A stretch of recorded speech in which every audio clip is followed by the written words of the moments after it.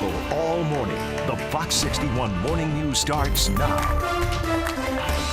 We're gonna make sure that they're honored in the way that they should be.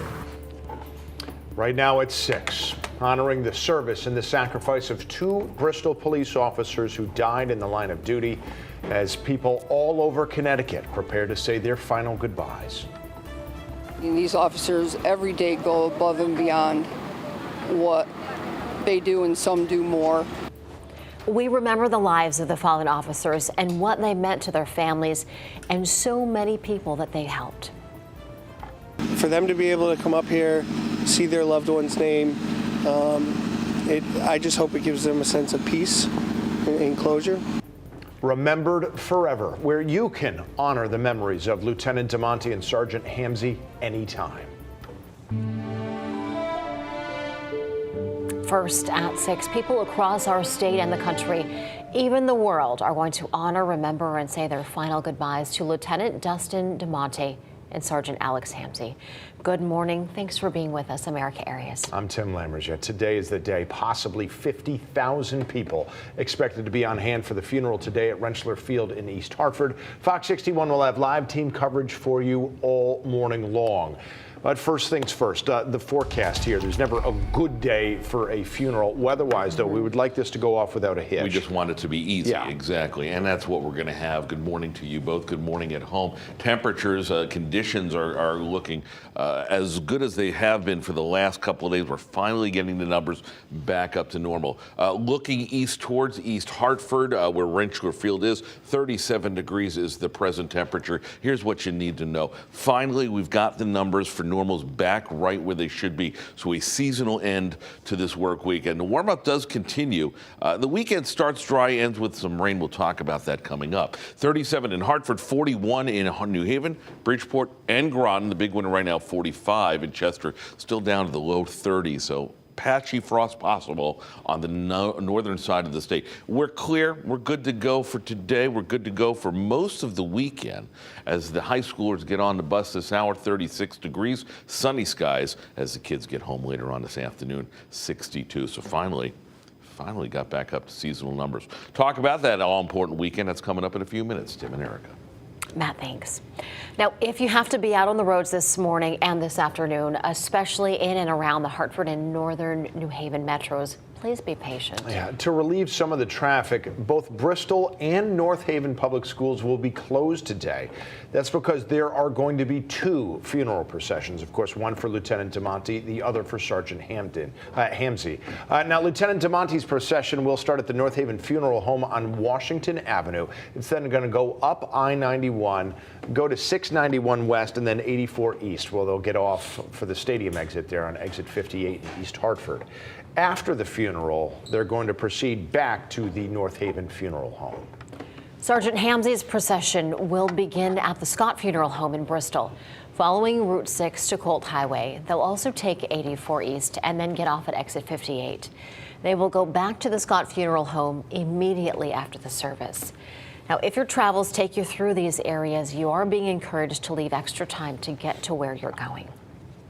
Well, as he said, the officers' joint funeral is open to the public. Tens of thousands of people are expected to come. There's even the possibility that they might have to turn away if they reach capacity. This morning, Fox 61's Lindsay Kane is joining us from Rentschler Field at Pratt & Whitney Stadium in East Hartford with more. Lindsay, good morning. Hi, good morning. Well, for perspective, in order to accommodate the tens of thousands of people we're talking about, this joint funeral is being held inside a football stadium here at Rentschler Field in East Hartford. Now, police say they could see up to 50,000 people come to pay their respects today. And if that is the case, unfortunately, not everyone will make it inside the stadium. Now, police say once all the seats are filled, the gates will close. So they're encouraging people coming out today to get here early to secure a spot. So we're told there will be additional seating on the football field. Now, I know that Rentschler seats 40,000 people in the stands, but it's still unclear what the official capacity number is with that extra seating. Either way, with the amount of support expected today, police are expecting to see people get turned away. Alec Iorato, who was injured in the shooting that killed Lieutenant Dustin DeMonte, and Sergeant Alex Hamzy, is expected to be at today's funeral, along with family and friends of the officers, members of the community, and law enforcement officers from all over the country, even outside the country from Canada. Honor guards from the State Police, Bristol Police, and Bristol Fire Department will be on the field, and Bristol officers will serve as pallbearers, carrying the coffins of their brothers in blue onto the field. What will be a very emotional and somber day will be met by an overwhelming amount of love and support from the community, as we've seen every day since last week, between the memorial outside the police department and the amount of fundraisers for the families people are taking part in.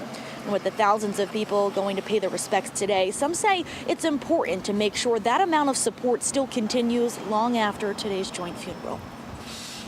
I think it's very important to show support for the police and stick by them in good times and in bad times, because they're just trying to protect us, and that's their job. Now, again, police are encouraging people who are coming out today to get here early to secure a spot. And when you do make it to the stadium, you're asked to park in either the gray or red parking lots and then enter through gates C and D. And just as a reminder, no bags of any kind, that includes purses, will be allowed inside the stadium. No other items like cameras or flowers as well. So with the amount of people that we're expecting to see here today, of course, the surrounding roads will be very backed up, as you can imagine. Now we head over to Rachel Piscatelli, who is in the traffic center, with more on what we can expect if this is going to impact the morning commute. And I know likely Rachel will see that. Yes, Lindsay. So yeah, we are expecting volume to pick up out on the roadways a little bit later on this morning. But right now what we're seeing is a couple of delays over in the Waterbury area because we do have some road work wrapping up. Let's get you right to the maps and we'll show you that area where traffic speeds are averaging. Well, looks like it's cleared, so looking good there. So traffic speeds on the eastbound side just around 46 miles per hour. So just some minor congestion as road work continues to wrap up.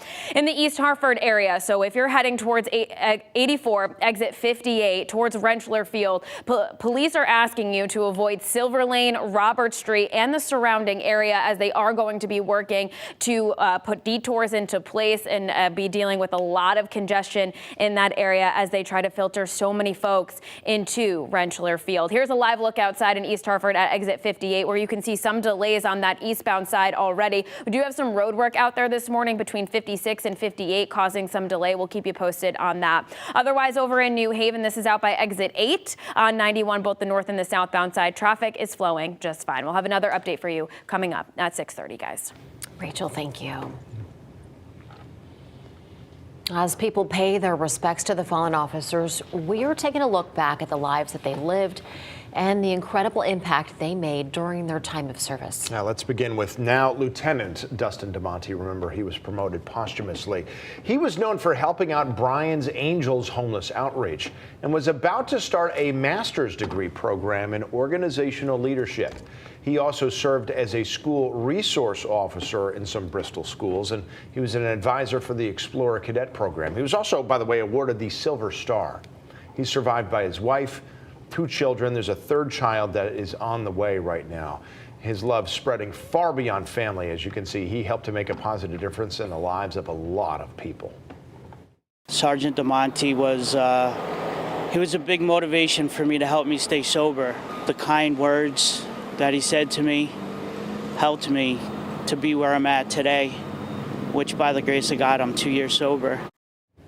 Lieutenant DeMonte's brother told Fox 61 that he was simply an amazing person. And we're also remembering Sergeant Alex Hamzy. He was hired to the department back in 2014 and was assigned to the Central Regional Emergency Response Team. And that's when he got countless recommendations. Hundreds of mourners paid their respects to Sergeant Hamzy earlier this week at his calling hours. And they said it was important to them to honor Hamzy and the sacrifice that he made to serve and protect. I'll remember his smile. He was extremely likable. Anytime he walked into a room, I just immediately smiled, and I would approach him and, shake his hand and say, hey, good to see you again. And it was that man right there, traveled from Pennsylvania to attend the service there. Many similar stories were shared by so many people who attended the wake. All say that he leaves a hero's legacy. He was about to celebrate his first wedding anniversary.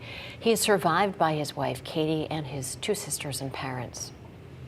Well, of course, we want to also recognize the officer who was hurt in the shootout. Officer Alec Iorato was shot in the leg, but still managed to kill the shooter with a single shot and possibly prevent a lot more bloodshed in the process. We cannot commend him enough for his bravery. The Office of the Inspector General, by the way, found that the shooting was justified, which really there wasn't much public question about. And as you can see, Officer Iorato has been attending the remembrances of his brothers, even while still dealing with the injury to his leg, which did require some surgery. Now, Fox 61 will have live coverage of this morning's funeral at Rentschler Field. You can watch it live here on Fox 61 beginning at 11 a.m. You can also stream it live on fox61.com, the Fox 61 app, and on Fox 61 Plus.